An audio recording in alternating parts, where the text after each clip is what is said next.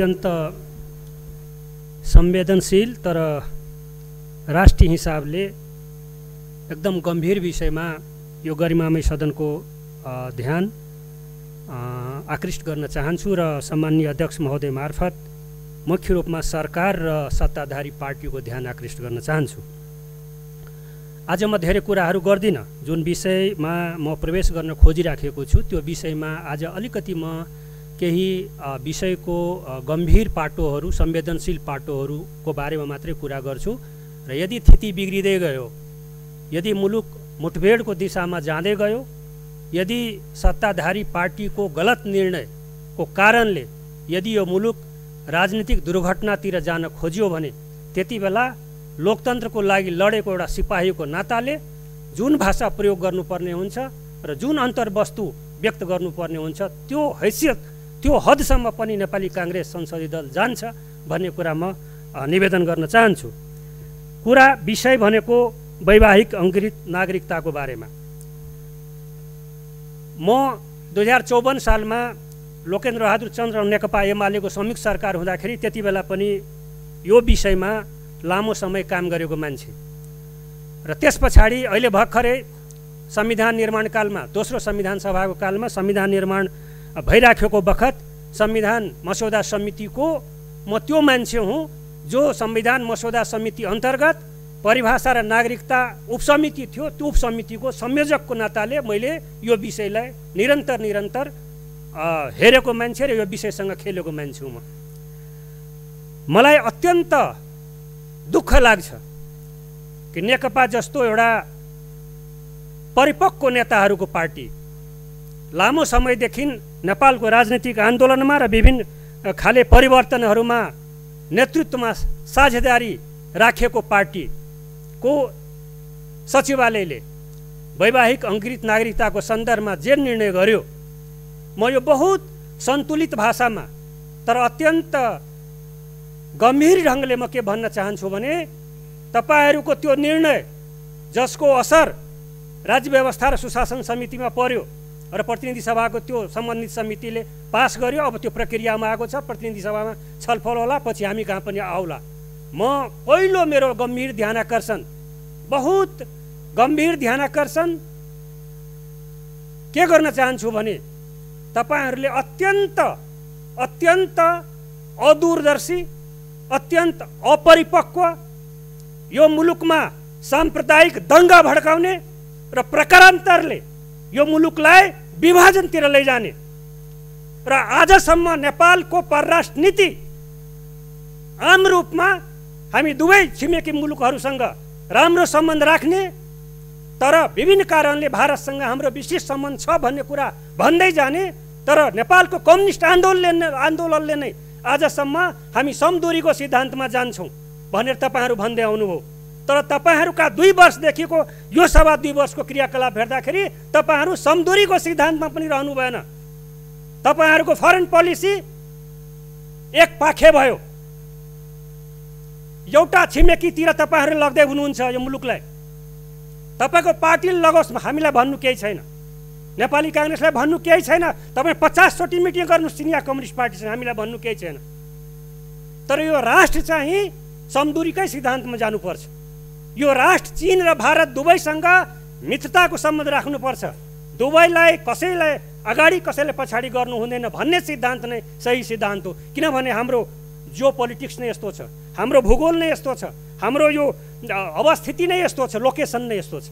तर आज त्यतातिर सत्ताधारी पार्टीको निर्णयले गर्दाखेरि आज हाम्रो जुन एउटा इस्ट्याब्लिस्ड जन्मकालदेखिको म भन्छु 7 सालपछि कमसेकम जुन फरेन पोलिसीको हाम्रो फाउन्डेसन छ त्यो फाउन्डेसनमाथि तपाईँ सत्ताधारी पार्टीले एकपछि अर्को प्रहार गर्दै लगेको छ। यो म्यासेज दुनियाँमा गएको छ। अब हामी चिनिया क्याम्पमा गयौँ भन्ने म्यासेज गएको छ।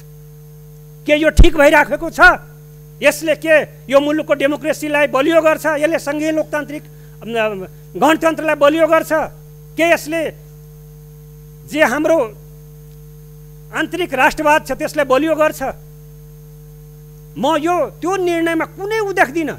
7 वर्षपछि नागरिकता, वैवाहिक अङ्कृत नागरिकता लिने, 7 वर्षसम्म कुनै प्रमाणपत्र लिएर बस्ने के आधारमा?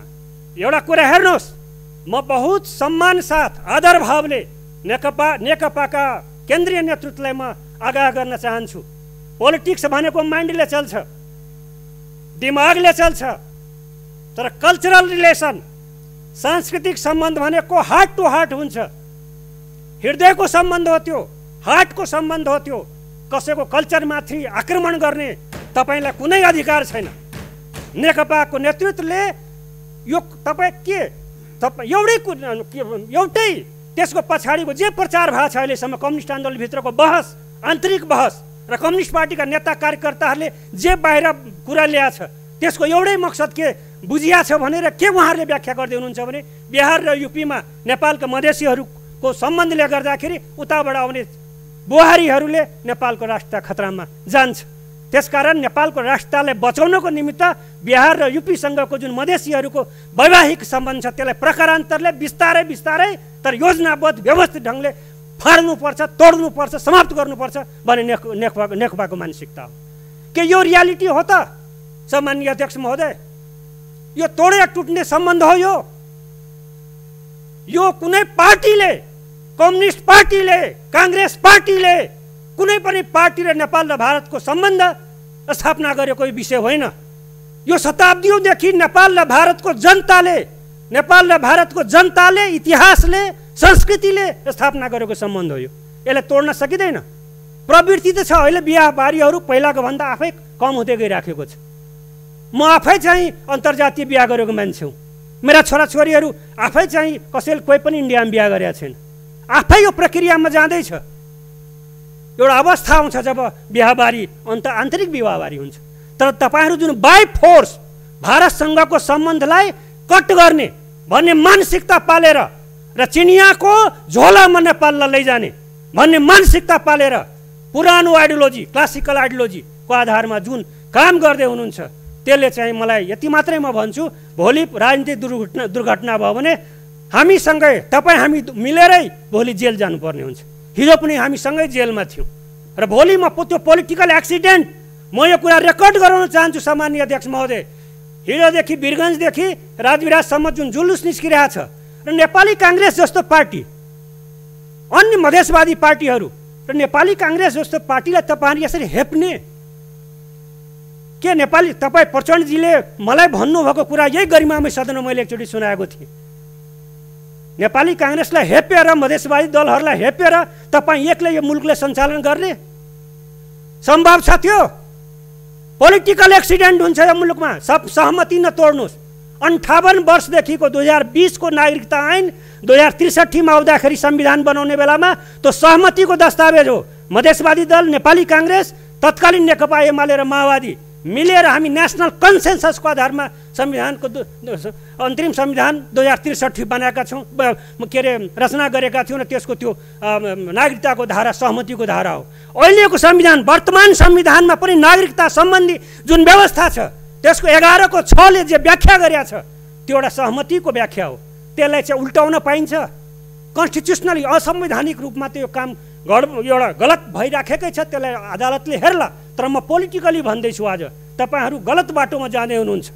सम्माननीय अध्यक्ष महोदय, म यहाँ मार्फत म सत्ताधारी पार्टीका आदरणीय नेताहरूलाई भन्न चाहन्छु, तपाईँहरूलाई लाग्दो हो अब नयाँ जनवादी क्रान्तिको बेला आइसक्यो, अब चिनिया मोडेलको समाजवाद स्थापना गर्ने बेला आइसक्यो, अब संविधान मारो, भड्खालोमा जाऊ नेपालको संविधान, जेसुकै होस्। तपाईँहरूको त्यो निर्णय मोस्ट एक्सट्रिमिस्ट, उग्रवामपन्थी, मैले अस्ति पनि त्यो किताब लेफ्ट विङ कम्युनिजम एन्ड इन्फेन्टाइल डिजअर्डरको कुरा मैले गरेका थिएँ। उग्रवामपन्थी कम्युनिस्ट एक बाल रोग। तपाईँहरू त्यो उग्रवादमा फस्दै हुनुहुन्छ। तपाईँहरू त्यो एकदम अत्यन्त अपरिपक्व बाटोमा तपाईँहरू जाँदै हुनुहुन्छ। यो मुलुक पोलिटिकल दुर्घटनातिर जाँदैछ। त्यतातिर तपाईँ धकेल्ने काम, मुलुकमा आगो लगाउने काम, काङ्ग्रेस र अन्य सबै पार्टीहरूसँग भिड्ने काम र मुलुकलाई द्वन्द्व निप्नाएर सामन्तवादीहरूलाई र फेरि हिरोका फोर्सेसहरूलाई मलजल गर्ने काम तपाईँहरू नगर्नुहोस्। यो गर्दै हुनुहुन्छ। यो पोलिटिकल कुरा म मात्रै तपाईँहरूको बिचमा राखेँ। जे काम गर्दै हुनुहुन्छ अत्यन्त अनुचित काम तपाईँहरू गर्दै हुनुहुन्छ। तपाईँहरूको सोच नै गलत छ। बिहार र युपीसँगको वैवाहिक सम्बन्ध तोडेर नेपालको राष्ट्र बलियो हुन्छ जुन तपाईँहरूको चिन्तन छ, मानसिकता छ, त्यो खोटपूर्ण मानसिकता छ, त्यो एन्टी इन्डियन नेसनलिजममा आधारित छ, त्यो त्यो एन्टी मधेसी नेसनलिजममा आधारित छ त्यो मानसिकता। त्यो प्रगतिशील पार्टीले राख्ने मानसिकता होइन, मार्क्सवादी लेनिनवादी कम्युनिस्टहरूले अन्तर्राष्ट्रियतावादी कम्युनिस्टहरूले राख्ने मानसिकता त्यो होइन। त्यो मानसिकता अत्यन्त मण्डले राष्ट्रवादी मानसिकता हो, त्यो प्रतिक्रान्तिकारी मानसिकता, क्रान्ति विरोधी मानसिकता हो त्यो। त्यसकारण आज सम्मानीय अध्यक्ष महोदय, यो विषय म यति मात्रै भन्छु। म निवेदन गर्न चाहन्छु, म पोलिटिकली अट्याक गरेको हुँ र आग्रह गर्दैछु म कि पुनर्विचार होस्। नेकपाका आदरणीय नेताहरूले यस विषयमा पुनर्विचार गर्नुहोस्, नभए भोलि कम्युनिस्ट एकातिर काङ्ग्रेस र मधेसवादी अर्कोतिर भएर मुलुकलाई राजनीतिक ध्रुवीकरणमा लैजाने, मुठभेड गराउने र प्रकारान्तरले सङ्घीय लोकतान्त्रिक गणतन्त्रलाई पल्टाइदिने, दुर्घटनामा लगिदिने यो कामको अगुवाई तपाईँहरू नगर्नुहोस्। यो चाहिँ गम्भीरता साथमा नेपाली काङ्ग्रेसको संसदीय दलको तर्फबाट म ध्यान आकर्षण गराउन चाहन्छु। सम्मानीय अध्यक्ष महोदय, अब 1-2 मिनट म अर्को विषय उठाउन चाहन्छु। त्यो भनेको भर्खरै 10-11 दिन अगाडिको कुरा, समय सकिसक्यो, सक्ने लाग्यो, जे होस् यो धनुषाको कुरा हो। त्यहाँको प्रहरी हिरासतमा शम्भु सदा मुसहर उनी मृत्युवरण गरेका छन्, उनी त्यहाँ मरेका छन्। बाथरुममा विभिन्न किसिमको समितिहरू बनेको छ, छानबिनहरू भइराखेको छ। म यति मात्रै भन्न चाहन्छु कि पुलिस हिरासतमा राम मनोहर यादवको हत्या भयो, पुलिस हिरासतमा सिराहाको प्रियङ्का यादवको हत्या भयो, पुलिस हिरासतमा अहिले यो शम्भु सदा मुसहरको हत्या भएको छ। यसले गर्दाखेरि पुलिस प्रशासनको काम कारबाहीप्रति एउटा प्रश्न उठिराखेको छ। आजको लोकतान्त्रिक यो समाजमा पुलिस प्रशासन कस्तो हुने? एउटा जर्ज फ्लोइडलाई मार्दाखेरि अमेरिका मिनियापोलिसमा होल अमेरिकाको पुलिस प्रशासनको पुलिस संस्थाको रिस्ट्रक्चरिङको कुरा चलिराखेको छ। हामी पनि डेमोक्रेटिक सोसाइटीमा कस्तो पुलिस स्ट्रक्चर खडा गर्ने भन्ने विषय हो। माननीय शेखर कुमार सिंह।